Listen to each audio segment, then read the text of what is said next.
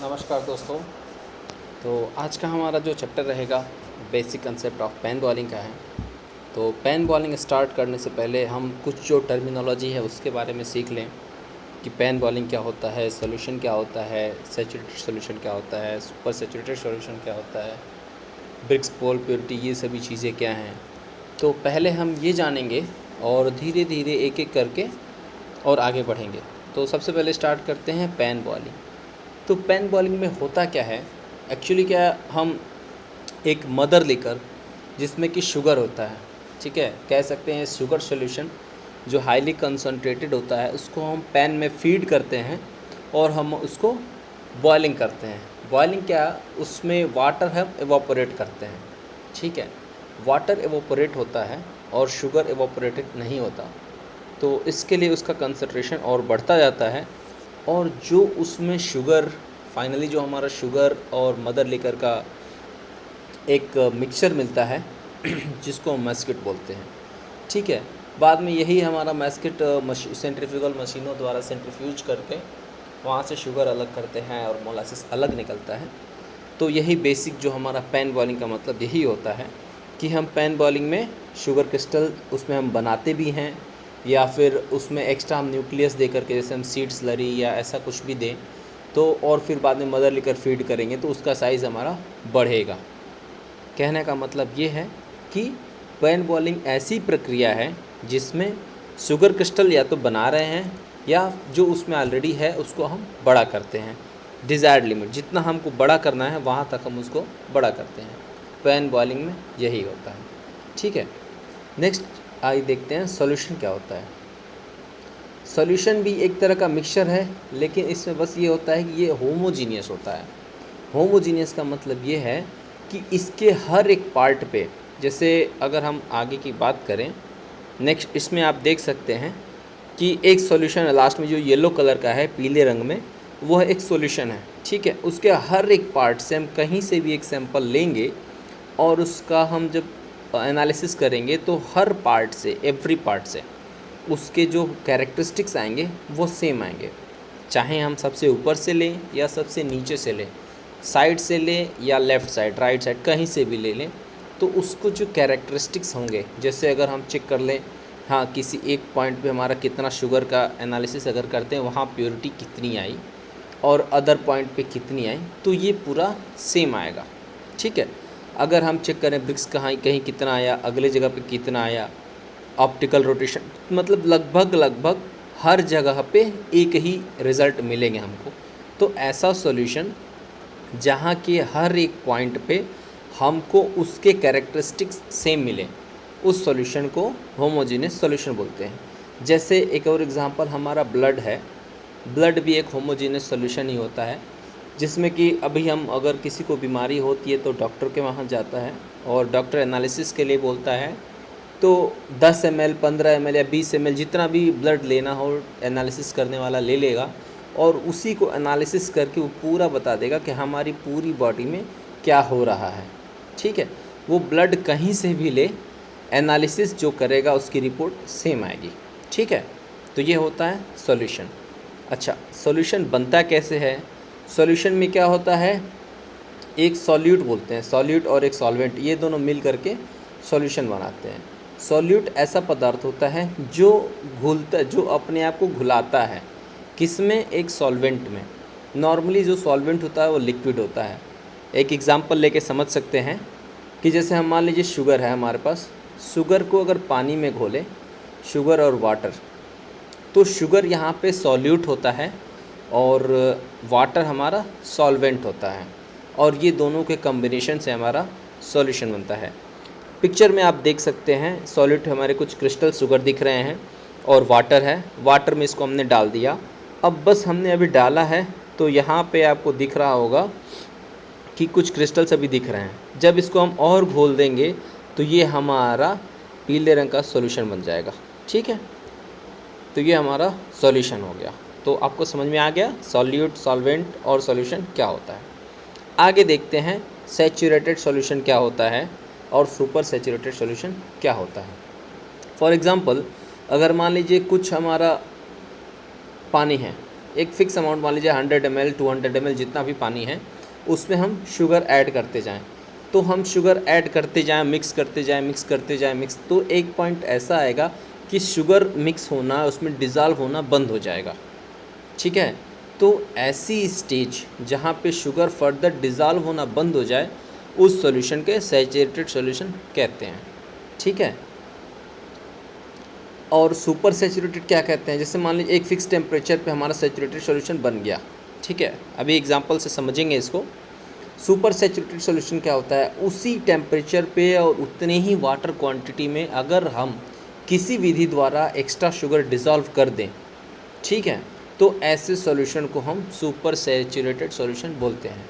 कहने का मतलब ये है, अगर 20 ग्राम हम मान लीजिए 20 डिग्री सेल्सियस टेम्परेचर, हम जिसे नीचे चार्ट में देखिए वहाँ से समझते हैं, 20 डिग्री सेल्सियस टेम्परेचर पे 66.8 gram of sugar 100 gram water में डिज़ोल्व होता है। ये कैसा सॉल्यूशन? Saturated solution. ऐसे ही 40 डिग्री सेल्सियस पे 70 ग्राम, 60 डिग्री सेल्सियस पे 74 ग्राम, ऐसे ही। तो अगर हम मान लीजिए जैसे 60 की बात करें, 60 पे 74.6 है, इतना डिज़ोल्व हो जा रहा है और हमारा फर्दर डिज़ोल्व नहीं होगा शुगर। तो अगर मान लीजिए हम इसका टेम्परेचर बढ़ाएं, ठीक है, टेम्परेचर अगर बढ़ाते हैं तो शुगर मेल्ट होना चालू हो जाएगी, तो उसमें लिक्विड बन जाएगा। तो ऐसा चांस बन जाएगा कि और हाई टेम्परेचर जाने पर हमारा और शुगर डिज़ोल्व हो जाए। ठीक है, तो जैसे यहीं पे देखिए, मान लीजिए हम 90 डिग्री तक लेके आ रहे हैं तो 81.5 शुगर हमारा ऐड हो गया उसमें। चार्ट में देखिए 81.5 हमारा शुगर डिज़ोल्व हो गया। अब फिर इसको कूल कर दीजिए 60 डिग्री सेल्सियस तक। तो अब सॉल्यूशन में क्या होगा? 60 डिग्री सेल्सियस पर ही 81 ग्राम ऑफ शुगर प्रेजेंट रहेगा। ठीक, मतलब कि पहले 60 डिग्री टेम्परेचर पर ही 74.6 ग्राम ऑफ शुगर डिज़ोल्व हुआ था और अब हमने उसको गर्म करके 90 डिग्री पर लेकर गए और वहाँ 81.5 डिग्री से हमारा 5 ग्राम शुगर डिज़ोल्व हो गया। फर्दर हम इसको जब कूल करते हैं तो हमारा टेम्परेचर तो डाउन हो रहा है 60 डिग्री सेल्सियस तक, लेकिन शुगर क्वांटिटी हमारी उतनी ही रह जाएगी। तो ऐसे सॉल्यूशन को सुपर सैचुरेटेड सॉल्यूशन बोलते हैं। ठीक है, समझ में आ गया? ओके, आगे चलते हैं। अब जानते हैं ब्रिक्स क्या होता है, फिर पोल क्या होता है और प्योरिटी किसको बोलते हैं। ब्रिक्स का मतलब क्या है? शुगर इंडस्ट्री की भाषा में समझते हैं। ब्रिक्स मतलब ये होता है, ब्रिक्स नथिंग बट कंसंट्रेशन होता है, लेकिन ये जो हमारे टोटल डिज़ोल्व्ड जितने हमारे सॉलिड्स होते हैं, शुगर प्लस नॉन शुगर, इन दोनों को मिला करके जो भी सॉलिड्स हमारे डिज़ोल्व होते हैं उस शुगर सॉल्यूशन में, उसे बोलते हैं ब्रिक्स। ठीक है, और अगर पोल की बात करें तो पोल ओनली हमारा सुक्रोज, जो हमारा प्योर शुगर उसमें डिज़ोल्व है, उसको बोलते हैं पोल।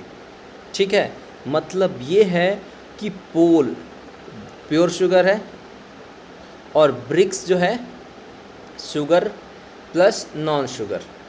यहाँ से आप ये समझ सकते हैं कि पोल कभी भी ब्रिक्स से कम नहीं, ब्रिक्स से ज़्यादा नहीं जाएगा, बराबर हो सकता है। इनकेस अगर नॉन शुगर 0 हो जाए तो बराबर हो सकता है, लेकिन पोल ब्रिक्स से ज़्यादा कभी नहीं होगा। ठीक, और इन्हीं दोनों का रेशियो, पोल और ब्रिक्स का रेशियो हमारा क्या कहलाता है? प्योरिटी। प्योरिटी का मतलब ये है कि हमारा टोटल शुगर सॉल्यूशन में कितना सुक्रोज प्रेजेंट है। प्योरिटी हमारा यही बताता है कि उस शुगर सॉल्यूशन में हमारा कितना शुगर प्रेजेंट है, कितना सुक्रोज है। ये होता है प्योरिटी। प्योरिटी का फार्मूला अगर हम निकालते हैं तो प्योरिटी इज इक्वल टू होता है पोल अपॉन ब्रिक्स इंटू 100। ठीक है, ओके। अब चलते हैं आगे, सीड क्या होता है। ठीक है, तो सीड जैसा कि आप सभी लोग जानते हैं और नॉर्मली आप यूज़ भी करते हैं, ड्राई सीड, बी सीड ऐसा यूज़ करते हैं फूटिंग बनाने के लिए। तो एक सिंपल हम ये कह सकते हैं कि सीड वह ऐसे क्रिस्टल्स होते हैं, ऐसे शुगर क्रिस्टल्स होते हैं जो क्रिस्टलाइजेशन प्रोसेस के लिए सीड का एक न्यूक्लियस का काम करता है। ठीक है, बस यही है इसका मतलब कि क्रिस्टलाइजेशन प्रोसेस में एक न्यूक्लियस, ठीक है, जिसको हम फीड करते हैं, फिर उसमें फर्दर हम उसको बॉइलिंग करते हैं मदर लिकर उसमें डाल करके, शुगर सॉल्यूशन फीड करके, ताकि उसकी साइज़ बढ़े और हमको डिज़ायर्ड हमारा फुटिंग ग्रेनिंग जो भी हमको बनाना हो बन जाए। स्लरी क्या होता है? स्लरी एक ऐसा सॉल्यूशन है, सॉल्यूशन ही है, लेकिन ये मिक्स स्टेज में नहीं रहता है। इसमें क्या होता है, स्मॉल शुगर क्रिस्टल्स रहते हैं, नॉर्मली 3 to 5 माइक्रोन या 8 to 10 माइक्रोन हम यूज़ करते हैं बी और सी सीड के सी ग्रेन के लिए। तो मैंने कम्प्लीटली 3 to 10 माइक्रोन ही लिख दिया है। ये हमारे शुगर क्रिस्टल्स होते हैं। ये जो हम इसको डिज़ोल्व करते हैं वो नॉन सॉल्वेंट होता है। नॉन सॉल्वेंट मतलब वो शुगर को अपने में डिज़ोल्व नहीं करेगा, ठीक है। तो ऐसा सॉल्यूशन जिसमें हमारा शुगर हो एक नॉन सॉल्वेंट में, नॉर्मली हम अल्कोहल यूज़ करते हैं, तो इस सॉल्यूशन को हम स्लरी बोलते हैं, ठीक है। और ये यूज़ कहाँ होता है, जब हम बी और सी, जैसे कि लो ग्रेड पेन हम कह सकते हैं, कभी कभी हाई ग्रेड के लिए भी हम यूज़ करते हैं। जब स्टार्टिंग में अगर हमारे पास सीड ना हो तो हम नॉर्मली स्लरी भी कभी कभी यूज़ कर लेते हैं, ठीक है। तो उस सॉल्यूशन को हम स्लरी बोलते हैं, जिसमें स्मॉल शुगर क्रिस्टल्स होते हैं और एक नॉन सॉल्वेंट में रहता है, ठीक है। ओके, आगे चलते हैं। न्यूक्लिएशन क्या होता है? न्यूक्लिएशन का मतलब, अब जैसे कि अभी पीछे हमने देखा सीड स्लरी, इसका डेफिनेशन देखा, सिमिलरली हमारा न्यूक्लिएशन भी होता है। इसमें बस हमारा ऐसा रहेगा कि इसमें हम जनरेशन करेंगे, एक पूरा प्रोसेस को हम न्यूक्लिएशन बोलते हैं। इसमें हमारा शुगर क्रिस्टल जनरेट भी होता है और डेवलप भी होता है, ठीक है। तो स्मॉल शुगर क्रिस्टल्स हम जनरेट करेंगे और उसको डेवलप भी करेंगे, जो हमारा बड़े शुगर के लिए एक न्यूक्लियस का काम करेगा। न्यूक्लियस जिस पे हमारा शुगर डिपॉजिट होगा और साइज उसका बढ़ेगा, उसको बोलते हैं न्यूक्लियस, ठीक है। तो ये इस पूरे प्रोसेस को न्यूक्लिएशन बोलते हैं, ओके, ठीक है। आगे चलते हैं। फुटिंग क्या होता है? फुटिंग नॉर्मली हम सभी लोग बोलते हैं फुटिंग रेडी हुआ कि नहीं हुआ, फुटिंग का क्या पोजीशन है, ऐसा नॉर्मली बात करते रहते हैं। तो फुटिंग होता क्या है, जैसे कि हम बैगिंग शुगर बना रहे हैं, जैसे मान लीजिए ए शुगर, R1 शुगर जो हम शुगर बना रहे हैं, तो उसके जो इनिशियल चार्ज होता है, इनिशियल चार्ज जो हमारा एक तरह से कह सकते हैं बेस, जिस पे हम फर्दर मदर लिकर ऐड करके उस पर फीडिंग करके उसका साइज़ और बढ़ाते हैं, उसी को बोलते हैं फुटिंग, ठीक है। इसको हम पाई डी किट भी बोलते हैं, जैसे मस किट होता है वैसे पाई डी किट, इसको फुटिंग को पाई डी किट भी नाम दिया गया है, ठीक है। अब मैसिकिट क्या होता है? मैस्किट सभी जानते हैं, ABC करके मैस्किट होता है, R1 R2 R3 मैस्किट होता है। लेकिन मैस्किट में होता क्या है, यह एक मिक्सचर होता है जिसमें शुगर क्रिस्टल्स और मदर लिकर ये दोनों मिक्स होते हैं, ठीक। लेकिन शुगर यहाँ पे डिज़ाल्व स्टेट में, कम्प्लीटली डिज़ाल्व स्टेट में नहीं रहता है, डिज़ाल्व रहता है लेकिन कंप्लीट डिज़ाल्व नहीं होता है। तो इसमें शुगर प्लस मदर लिकर, यही इसका मिक्सचर होता है, इसको हम मैस्किट बोलते हैं। और ये प्योरिटी के अकॉर्डिंग इसको हम डिवाइड करते हैं, हाई प्योरिटी हो और लो प्योरिटी और लो प्योरिटी, जैसे ABC करके भी इसको बनाते हैं। रिफाइनरी में जाएंगे तो R1 R2 R3 के नाम से जाने जाते हैं, ठीक है। तो इसे हम मैस्किट बोलते हैं। नेक्स्ट आता है फॉल्स ग्रेन। नाम से ही स्पष्ट है, फॉल्स मतलब झूठा, झूठा बोलिए, या जो हमको ज़रूरत नहीं है। किसी को भी सच की ज़रूरत होती है, झूठ की ज़रूरत नहीं होती है, लेकिन जहाँ सच है वहाँ झूठ आ ही जाता है कहीं ना कहीं से, वैसा ही इसमें भी है। तो ये अनडिज़ायरेबल है, इसको हम नहीं चाहते हैं फिर भी ये आ जाता है और अपने आप फॉर्मेशन होता है इसका। इसे कोई बनाना नहीं चाहता, झूठ कोई लाना नहीं चाहता, लेकिन फिर भी ये आ जाते हैं, ठीक है। तो ये, और सबसे बड़ी बात ये होती है किसी भी स्टेज में आ सकते हैं फॉल्स ग्रेन, ठीक है। हम और आगे चलेंगे तो और आगे पढ़ेंगे फॉल्स ग्रेन फॉर्मेशन क्यों होता है, इसे कैसे हम रोक सकते हैं या कैसे इसको मिनिमाइज़ कर सकते हैं, ठीक। फॉल्स ग्रेन के बाद हम एक चीज़ और देख लेते हैं, जॉइंट ग्रेन्स क्या होते हैं। जैसे कि सडन फ्लक्चुएशन होता है हमारा पैन बॉइलिंग में, तो हमारे कभी कभी 1-2 क्रिस्टल्स आपस में चिपक जाते हैं, 1-2 चिपक जाएँ, 3 चिपक जाएँ, 4 चिपक जाएँ, ठीक है। तो ये होते हैं हमारे जॉइंट क्रिस्टल्स।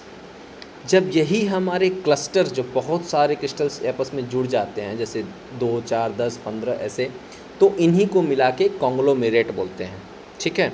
ये रैंडमली कभी भी आपस में मिल करके एक क्लस्टर बना लेते हैं, ठीक है। इनके पीछे मोलासिस रहता है, ठीक है। तो कॉन्ग्लोमेरेट को हम अवॉइड करना चाहते हैं, इसके बारे में भी आगे डिस्कस करेंगे, कैसे अवॉइड करते हैं, क्या क्या स्टेप्स लेते हैं। आगे चलते हैं। अब आ गया है मोलासिस। अभी जैसे आप आपस ऊपर हमने देखा कि मैसिकेट क्या होता है, शुगर प्लस मदर लिकर का मिक्सचर होता है मैसिकेट। मोलासिस क्या होता है, जब मैसिकेट को हम सेंट्रीफ्यूगल मशीनों में क्योर करते हैं, सेंट्रीफ्यूज करते हैं, तो वहाँ पर जो मदर लिकर सेपरेट होता है शुगर से, उसी को हम बोलते हैं मोलासिस। ठीक है।